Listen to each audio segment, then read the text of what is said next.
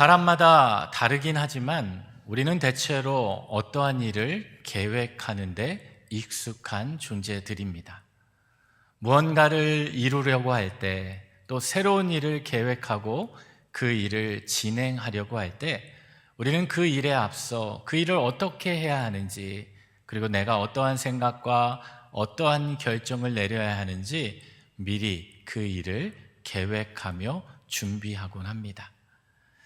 여행을 떠날 때에도 마찬가지이죠. 여행을 떠날 때면 내가 방문하는 그곳에서 또 어떠한 곳을 방문하고 또 어떠한 것을 먹고 또 어떠한 동선, 어떠한 시간을 보내야 하는지 우리는 미리 계획을 하곤 합니다.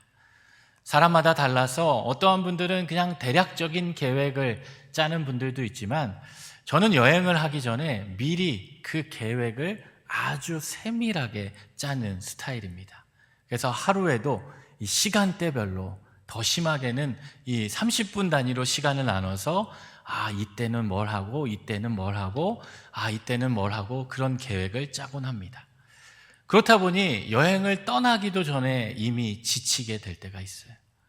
그리고 어떠한 곳은 방문을 하면 그곳은 제가 처음 방문한 곳인데도 이미 구글이나 이게 인터넷으로 많이 그곳을 보고 또 유튜브로 그러한 정보를 봐서 여기 내가 방문한 것 같은데, 내가 와본 것 같은데 라는 그러한 익숙함을 느낄 때도 있습니다. 이렇게 어딘가를 방문하고 무언가 새로운 일을 할 때 그 일을 계획하고 그 일을 준비하는 것은 지혜로운 일이지만 문제는 무엇이냐? 그 일들이 내가 준비한 대로만 이루어지진 않는다라는 거예요. 여행을 할 때도 마찬가지고 내가 어떠한 일을 이룰 때도 마찬가지입니다. 내가 그것을 준비하고 그것을 이루는 그 계획과 그 예상된 그 시간대로 나의 삶이 움직이지는 않는다라는 겁니다. 그리고 기대한 결과가 나오지 않고 내가 예상했던 대로 흘러가지 않을 때 우리는 우리의 마음이 흔들리게 되고 당황하게 된다라는 겁니다. 그런데 이러한 모습은 우리의 신앙생활 가운데에도 자주 찾아볼 수 있게 된다는 것이죠. 내가 예수를 믿고 하나님 의지하며 믿음 가운데 살아가지만 우리는 종종 하나님께서 우리를 향해 일하시는 그 방식까지도, 하나님께서 나에게 은혜를 베푸셔야 하는 그 시간까지도 우리는 때론 그 시간을 미리 정해놓고 하나님께서 이때 이렇게 일하셔야 되는데, 이 순간에는 하나님께서 이렇게 역사하셔야 하는데 라며 기대하며 기도하곤 한다라는 거예요.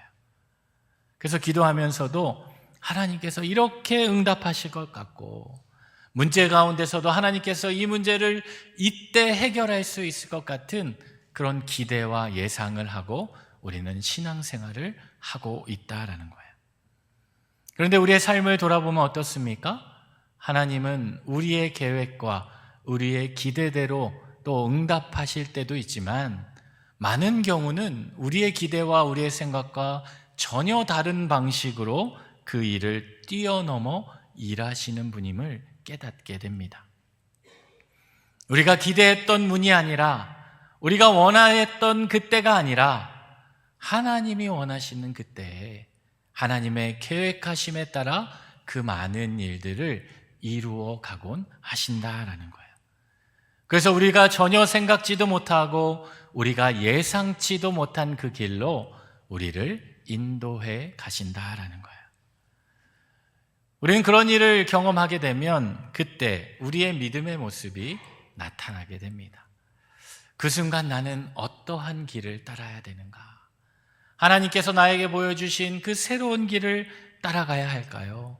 아니면 내가 원래 계획했던 그 길을 고집하며 따라가야 할까요? 오늘 본문 말씀을 보면 이 열왕기하 5장 말씀에는 자신의 생각이 무너지는 그 자리였지만, 자신의 기대와 예상이 무너지는 그 자리였지만 하나님의 은혜를 경험한 이 아람의 군대 장관 나아만의 이야기가 등장하고 있습니다. 오늘 말씀을 보면 그 나아만을 어떻게 묘사하냐? 그는 크고 존귀한 자이다 라고 이야기합니다. 그는 이 아람 왕으로부터 칭찬을 받고 존중을 받는 자였고 또 많은 전쟁에서 승리를 얻었던 자였기에 그는 많은 사람들이 부러움의 대상을 얻는 그 아람의 영웅이었다라는 거예요. 그 나아만이 지나가면 많은 사람들이 그를 우러러보고 그를 존경하고 그를 부러워하는 사람이 바로 이 나아만이었다라는 거예요. 누구나 부러워할 만한 성공을 가졌고 그러한 명예와 지위를 가진 나아만이었는데 그의 실제 모습은 어떠합니까? 오늘 본문 1절 하반절을 보면 그의 화려한 이력 뒤에 이러한 문장을 추가하고 있어요. 그는 큰 용사이나 나병 환자더라. 그가 많은 사람들이 부러워하는 그 지위를 얻었고 전쟁에서 큰 승리를 얻어서 영웅 대접을 받으며 왕으로부터도 존중받는 그러한 인생이었지만 그의 삶의 자리는 나병 환자의 자리였다라는 거예요. 사람들은 그의 모습을 보며 부러워했지만 실제 그의 살은, 그의 마음은 나병과 같이 점점 썩어져 가고 큰 고통과 아픔 가운데 머물러야 했다라는 거예요. 여러분, 당시 나병은 어떤 병이었습니까? 이 나병에 걸리면 그 사람은 부정하다 여겨진 사람이었어요. 아마 이 나아만은 자신의 모습을, 겉모습을 이렇게 감추고 있었을지 몰라요. 이 두꺼운 갑옷으로, 옷으로 자신의 살을 감추고 지냈을지 모르지만 그의 살과 그의 몸은 시간이 지나면 지날수록 점점 문드러지고 힘겨운 그런 인생 가운데 살아가고 있었다라는 거예요. 어쩌면 이런 나아만의 모습이 오늘 우리들의 모습일 수 있습니다. 다른 사람들 보기에, 겉으로 보기에는 괜찮아 보이지만 우리의 실제 삶의 자리를 보면, 내 마음속 깊이에 있는 나의 문제들을 바라보면 나아만처럼 외롭고 힘겹고 고통 가운데 살아가는, 해결되지 않는 그 문제와 그 눈물의 자리로 힘겨워하는 오늘 우리들의 모습이 어쩌면 이 나아만과 같은 그러한 자리일 수 있다라는 거예요. 오늘 주일 예배에 나와서 또 하나님 앞에 간절한 마음으로, 경건한 마음으로 예배를 드리고 있지만 어쩌면 이 자리 가운데 우리 마음 한편에 내가 해결해야 되는 그 문제 가운데, 나의 삶 가운데 찾아온 그 고통 가운데 그 두 가지 생각을 가지고 이 자리에 나와 계신 분들도 계실 수 있다라는 거예요. 그러나 하나님께서는 뜻밖의 방법으로 그 나아만에게 은혜의 길을 열어주셨어요. 그가 전쟁 가운데 이스라엘에서 포로로 잡아온 그 어린 소녀의 입을 통해 그 소녀가 알고 있던 이스라엘의 한 선지자 엘리사의 이야기를 듣게 되었다라는 거예요. 우리 주인을 만나게 되면, 그 엘리사를 만나게 되면 당신의 그 나병이 나을 수 있을 텐데, 그가 하나님께 기도해 주면 하나님께서 능력을 주시고 은혜를 베풀어 주셔서 그 나병이 나을 수도 있겠다라는 그 이야기를 듣고 기울이기 시작했다라는 거예요. 아마 그 어린 소녀가 한 번, 두 번 이야기하진 않았을 거예요. 아마 여러 번 반복해서 그 이야기를 그 나아만의 아내에게 했을 거고, 그 나아만의 아내도 그 이야기를 듣고 자신의 마음 가운데 감동이 있고 기대감이 있어서 자신의 남편 나아만에게 이야기를 했을 겁니다. 그러자 그 나아만이 어떻게 합니까? 그 이야기를 듣고 결국 마지막 희망을 품고 자신이 가지고 있던 많은 예물을 챙겨서 그 이스라엘로 향하게 되었다라는 거예요. 지도를 보시면 아시겠지만 이 아람이라는 곳에서 이 북이스라엘의 수도 이 사마리아까지 가는 길은 결코 쉬운 일은 아니었어요. 더군다나 적국의 나라였고 거리로 한 200km가 되는 그 길을 떠나야 하는 그 마음, 또 왕에게 허락을 받았지만 그 마음 가운데 있는 불안함과 두려움, 또 한편으로는 내가 그곳에 가서 엘리사를 만나면 내 병이 나을 수도 있겠다라는 그 기대와 설레임, 여러 가지 마음을 품고 이 나아만은 그 북이스라엘로 향하게 되었다라요. 그곳에 가서 이 나아만은 이 엘리사가 있는 그 집까지 갔을 거예요. 그렇지만 그에게 다가오는 것은 무엇입니까? 하나님께서는 그 나아만의 그 나병부터 고치지 않으셨다라는 거예요. 그의 마음 가운데는 하루빨리 내 나병이 깨끗하게 치유되고 회복되기를 원했지만 하나님께서는 그 나아만의 나병뿐만 아니라 그의 삶의 전체를 회복시키고자 하는 하나님의 계획을 갖고 계셨기 때문이에요. 그래서 하나님은 그의 마음을 먼저 다루기 시작하십니다. 그리고 그의 삶 가운데 변화를 주시고 나병을 고치기 전에 그가 가지고 있던 그 교만한 생각과 그의 고정된 생각을 하나님께서는 깨트려 가기를 원하셨다라는 거예요. 이처럼 하나님의 은혜는 이렇게 임하게 됩니다.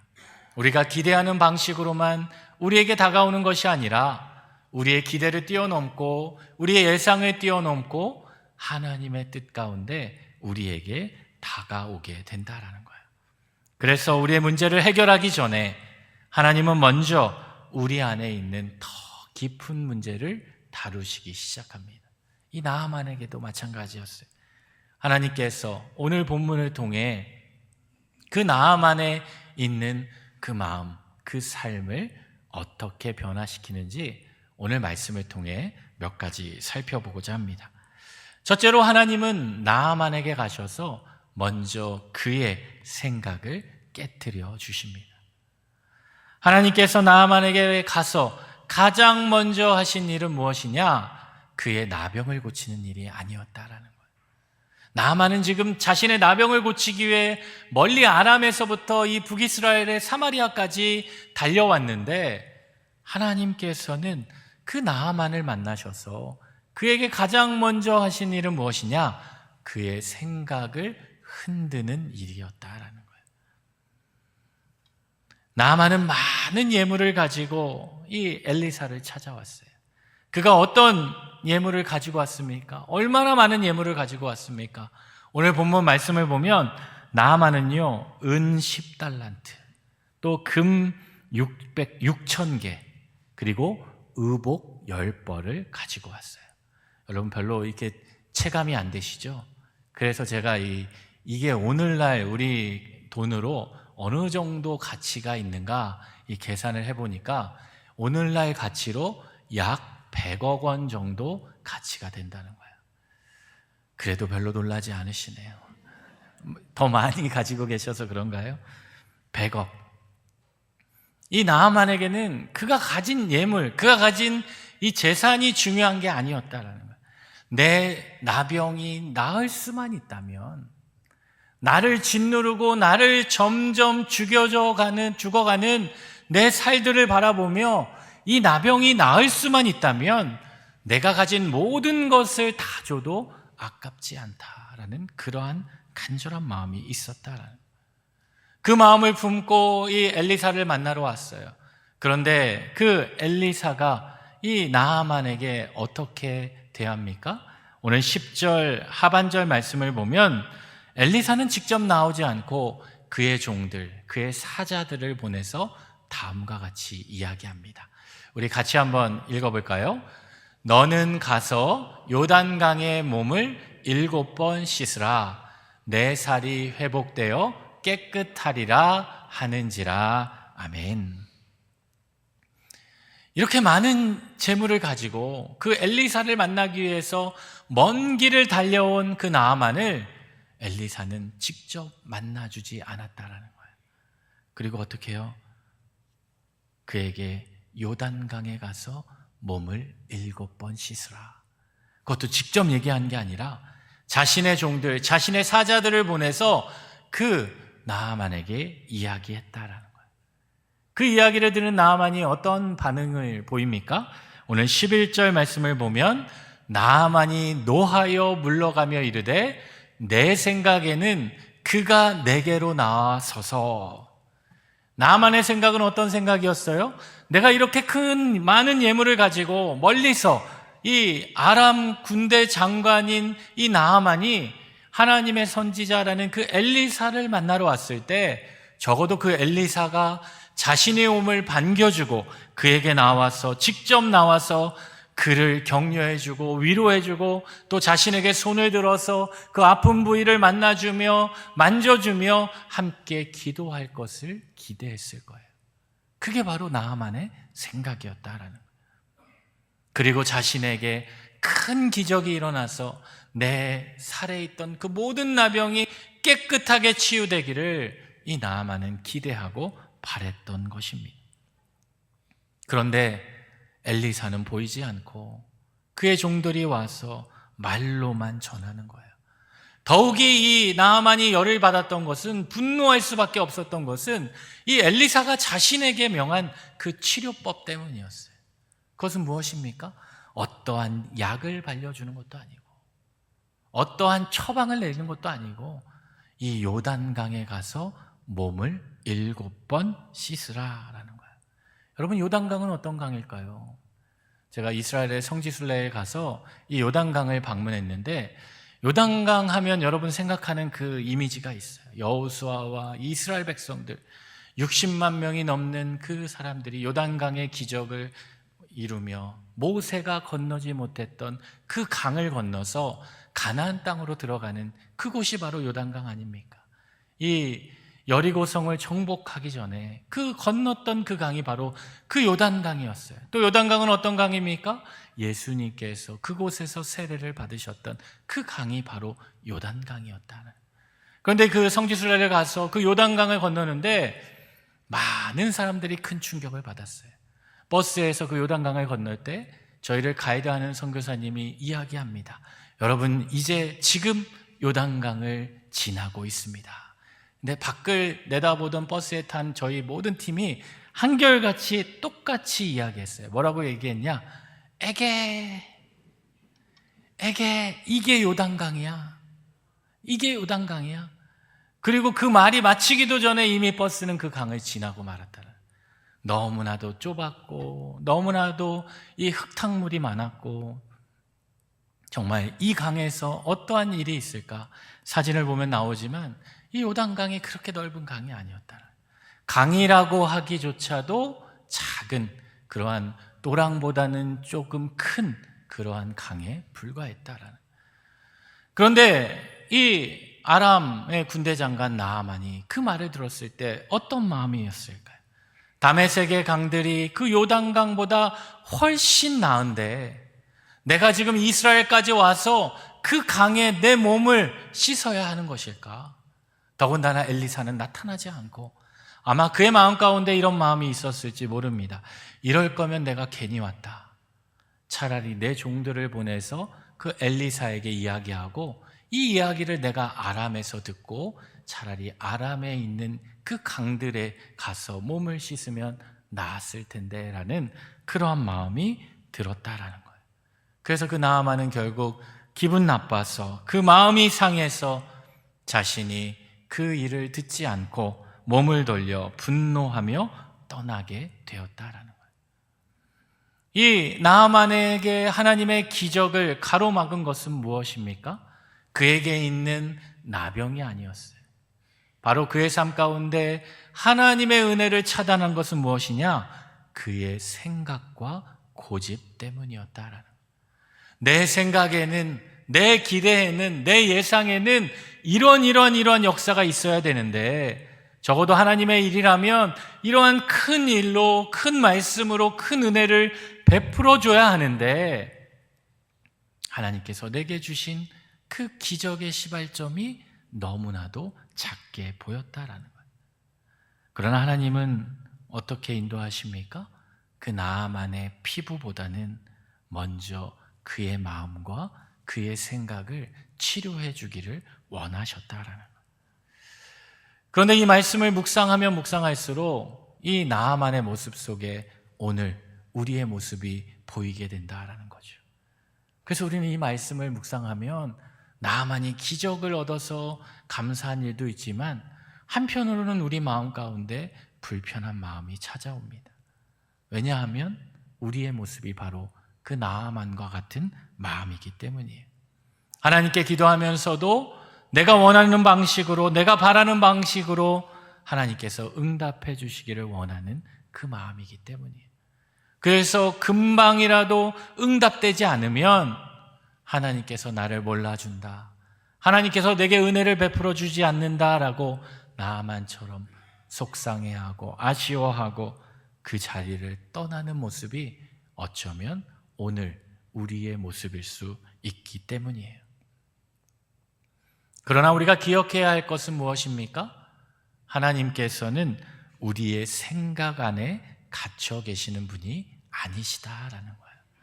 하나님은 우리의 생각을 뛰어넘고 우리의 기대를 뛰어넘고 우리의 예상과 방법을 뛰어넘어 역사하시는 분이시다라는 것입니다. 이사야 선지자는 이러한 사실을 깨닫고 이사야 55장 8절과 9절 말씀에서 다음과 같은 고백을 합니다. 우리 같이 한번 읽어볼까요? 이는 내 생각이 너희의 생각과 다르며 내 길은 너희의 길과 다름이니라. 여호와의 말씀이니라. 이는 하늘이 땅보다 높음같이 내 길은 너희의 길보다 높으며 내 생각은 너희의 생각보다 높음이니라. 아멘. 그렇습니다. 하나님의 길은 언제나 우리의 생각보다 높으십니다. 그래서 믿음은 다 이해한 다음에 시작하는 것이 아니라 믿음은 이해되지 않아도 하나님을 신뢰하는 데서 시작할 수 있어야 합니다. 내 생각대로, 내 방식대로 믿는 것이 믿음이 아니라 하나님 뜻대로 이루어지는 것을 믿는 것이 믿음이다라는 거예요. 어쩌면 오늘 우리를 답답하게 만드는 문제들, 내가 기도하지만 그 기도가 응답되지 않고 해결되지 않는 문제도 마찬가지예요. 그것은 하나님께서 우리를 외면하시는 시간이 아니라 그 시간을 통해 하나님께서 우리의 생각을 내려놓게 하시는 시간일 수 있습니다. 내 계획보다 하나님의 계획이 더 선하다는 사실을 배울 수 있도록 우리를 인도해 가시는 시간일 수 있다라는 것입니다.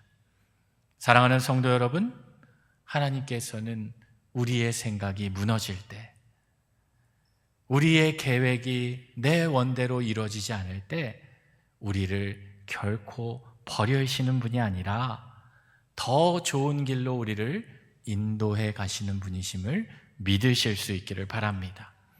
그러므로 은혜는 하나님을 내 생각 속에 가두지 않고 내 생각을 하나님의 계획에 맞추어 살아가는 것을 의미합니다.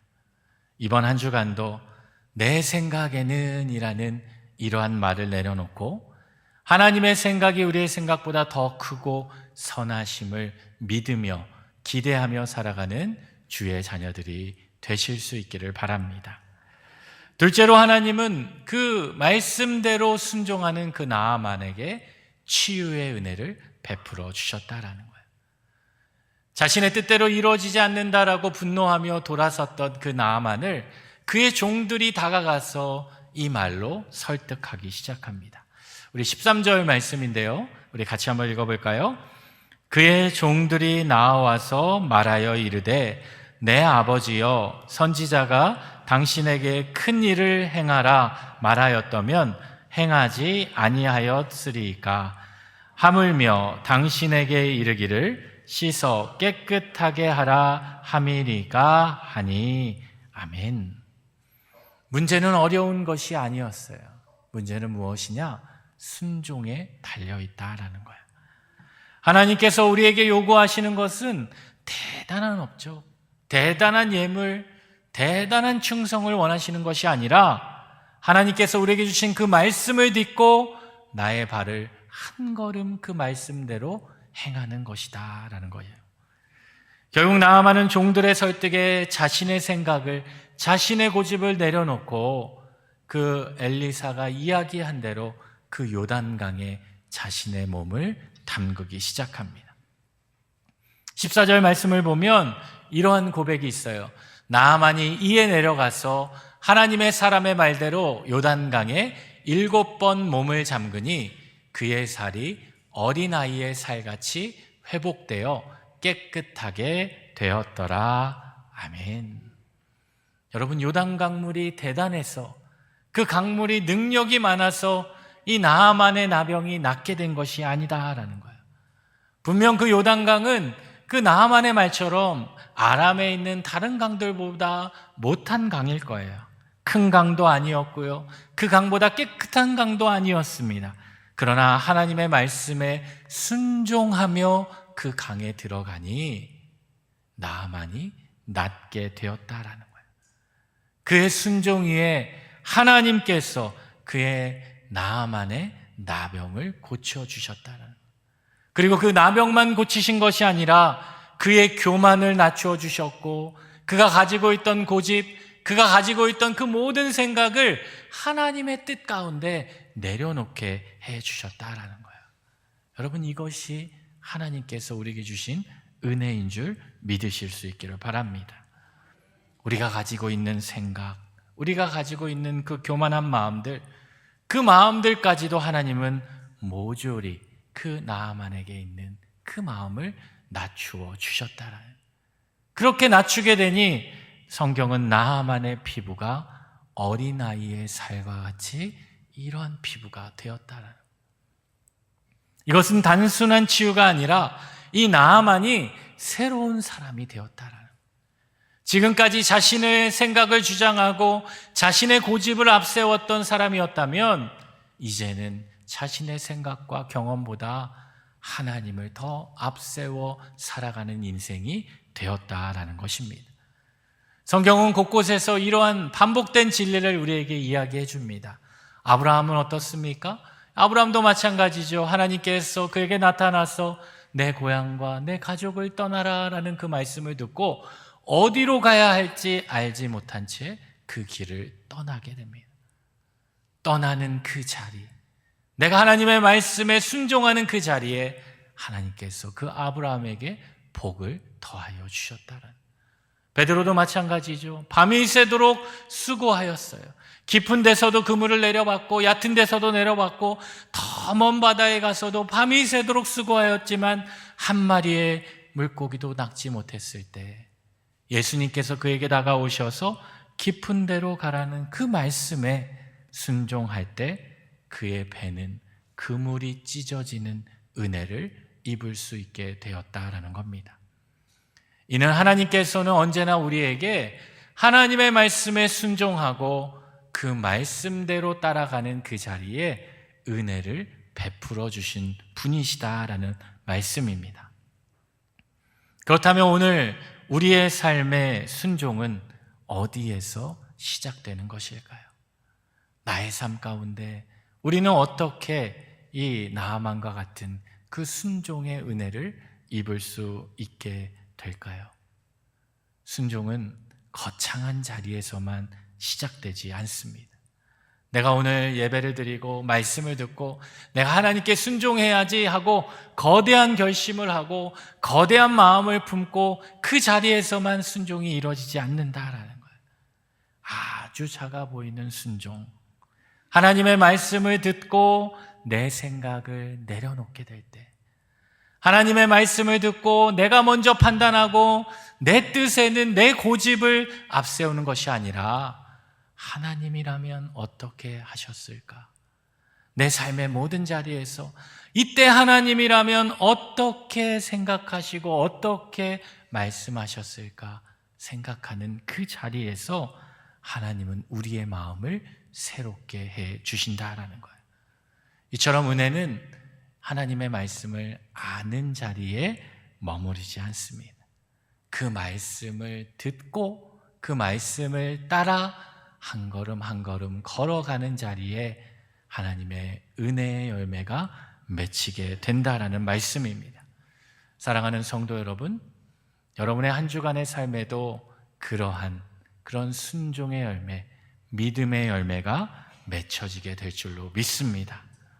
하나님의 은혜는 내 생각이 무너지는 그 자리이지만, 내 계획이 틀어지고 내 뜻이 무너지는 그 자리이지만 하나님의 말씀을 듣고 그 말씀대로 따르고자 힘쓸 때 우리의 삶에 그 은혜가 시작하게 됩니다.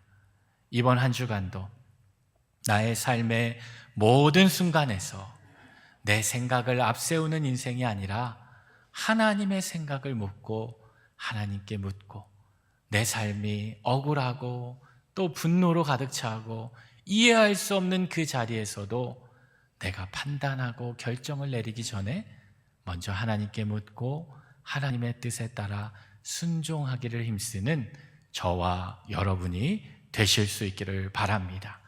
그러한 결단 위에 하나님께서 우리 나아만의 그 질병을 고쳐주신 것처럼 우리 여러분에게 있는 그 모든 문제의 자리 가운데 찾아가 주셔서 하나님이 주시는 치유와 회복의 역사가 가득 넘치게 될 줄로 믿습니다. 그 은혜로 한 주간을 살아가는 주님의 귀한 자녀들이 되시기를 우리 주님의 이름으로 축원합니다.